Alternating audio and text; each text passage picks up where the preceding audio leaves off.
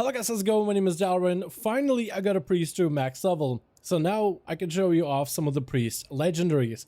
I've always wanted to take a look at them, but I wasn't able to really ever test them. So now we have the actual priest legendaries all available on PTR.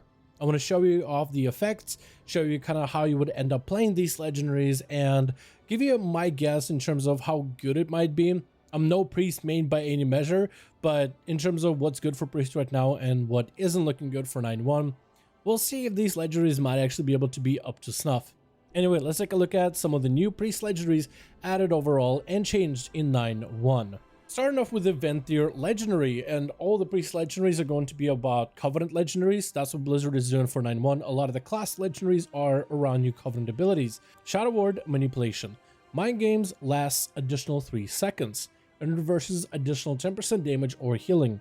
When Mind Games can no longer reverse healing or damage, gain 3% critical strike for each second remaining for 10 seconds. So the idea is if you were to blast a boss with the Mind Games, and if the boss hits the tank really hard, they burn through that Mind Game super quickly. So the faster they burn through Mind Games, the more critical strike you'll get for 10 seconds. So to demonstrate more or less how it looks like, I'll get an aggro of the train dummy in hopes that he is able to burn through the Mind Games very quickly on me with auto attacks and abilities, and looks like he was able to burn through it pretty quickly. I got 10 seconds of 18% extra crit. That's not a bad stat. However, 18% crit or 15%, 10%, depending on how the fight goes, on a 45-second cooldown, is it worth it?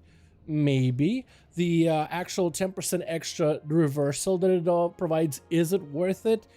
Potentially. Hard to tell.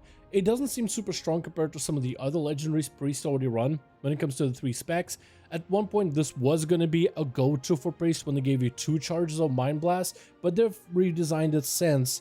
I don't really know how good this one might be, but it could be maybe okay. Critical Strike is not the worst stat for priest, but I don't really know how good of a value it might have going forward. Then I want to take a look at the Necrolord legendary. This one is kind of cool because it changes slightly depending on your spec. Palette Command. Casting Unholy Nova summons a Rattling Mage that gains 2% additional damage and healing each time an enemy affected by Unholy Transfusion is damaged by an ally, up to 100%. This effect stays the same no matter what spec you are, so when you debuff an enemy, your allies or you doing damage to that enemy will make the mages stronger. However, you summon a different mage depending on your spec of priest. As a Shadow Priest, you summon a Rattling Mage that serves you for 20 seconds, blasting the target with damage. As a Holy, you'll summon a Brooding Cleric, which serves you for 20 seconds, healing allies instead. As a Disc Priest, you will summon a Cackling Chemist that serves you for 20 seconds, damaging enemies for shadow damage and healing allies. So, depending on your spec, Shadow Priest, all damage. Holy, he's just going to help you heal. Disc Priest, a little bit of damage, a little bit of healing. And all you have to do is apply the actual Unholy Transfusion on the enemy and then start doing damage. So for Disc Priest, since he's a chemist, he'll just start throwing out vials if an enemy needs damage. And he'll, I guess, start healing instead if an ally needs healing, which is pretty cool. So they have a slightly different cast animations, slightly different abilities they use. They even have different names when it comes to details and look at some of the damage and numbers that they show up. Overall, these mages do seem to focus on single target damage. So if, let's say, I had multiple dummies in front of me, usually you have 2, I am able to get transfusion on both of them. The chemist will focus on a singular target. So the chemist isn't super good at AoE damage, and that would have been cool if they had at least some kind of cleave AoE. It's interesting because I like the idea of this mages being summoned, and the fact that he does help you heal, he does help you do damage, or both if you're a Disc Priest, so there's kind of some functionality. I think it's really interesting thematically as a Necrolord to summon an ally to help you, a skeletal mage to serve your whim, I guess. I don't know how good it's going to be overall later down the line, but I really like the idea behind this Lego.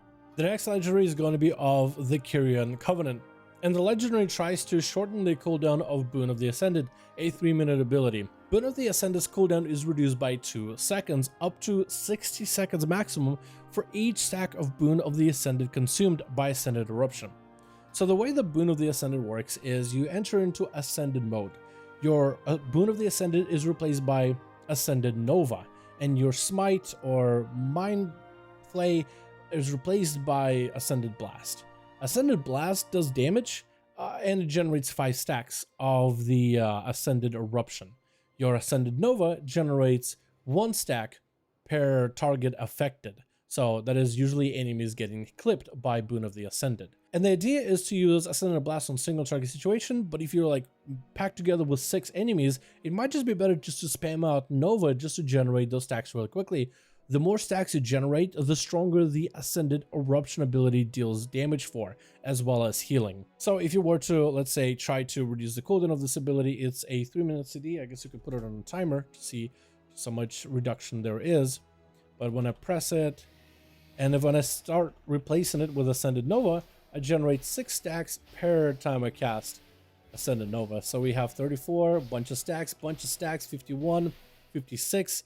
So we're looking at an ability where during the 15 seconds that we had it, we do have it down to about 1:40 or so. So it looks like together 20 seconds plus 1:40, it does run down to going from a 3 minutes to a 2 minutes because we're able to maximize the stacks. But I like this one. I like the idea of taking a 3-minute cooldown and finding ways to reduce it with gameplay. Not just, okay, it just goes from a 3 to a 2. Maybe going from a 3 to a 2 where you didn't really have to do gameplay stuff might actually make it stronger. And that's something I hope Blizzard really does think about. Because a legendary that just reduces the cooldown of this ability, I think would be really strong.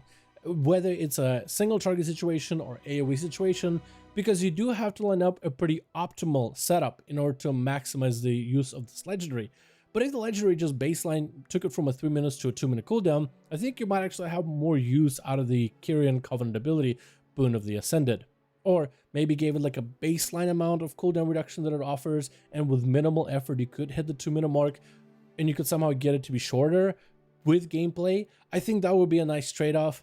I don't hate this one, but again, also very limiting because you do need to maximize the value to get the biggest gain out of it. And finally, we have the Night Fae Legendary, which is called Bonsomdi's Pact. This one has gotten through quite a few changes.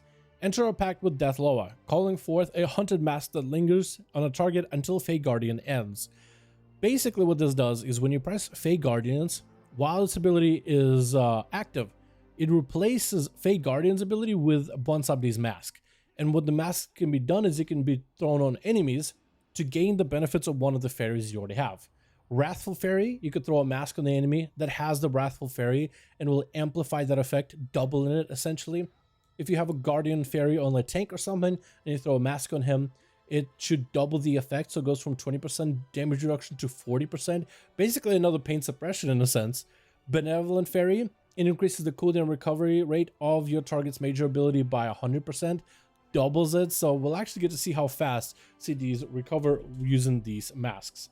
So let's pull up the timer, and what we'll do is, since the fairy itself reduces the cooldown of Void Eruption, we'll use Void Eruption, put it on a timer, summon the Fae Guardians as soon as we can, and then we'll throw a mask on ourselves ASAP.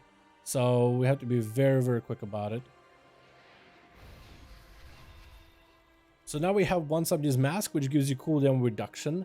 And it makes us pretty quick CDR. I actually can't see the ability of Void Form just yet. We'll see the cooldown of it really quickly though. It's been up for only 18 seconds and we already have it basically back up. Like with 8 seconds left over, I think you're looking at about a 30-second CD on Void Eruption. So basically use Void Eruption, wait about 8 seconds, and you can use Void Eruption again, which is really, really cool. So now that I have the abilities back up, I'm going to hit Void Eruption and cancel Void Form, or at least wait out for Void Form to be cancelled. Okay, I want you to pay attention to Void Form CD. When I press the Benevolent Fairy, I should be able to put a mask on myself, giving me double the cooldown reduction. But if, so right now you can see the CD, it ticks out at a constant rate. If I pop the fairies on myself, it should give me the cooldown reduction.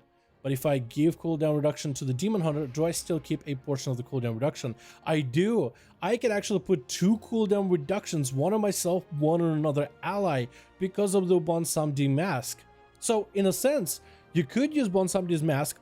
It will be a little bit difficult to kind of position your fairies, who has what fairies, to duplicate the effect, but you could have 2 20% DRs on 2 separate people.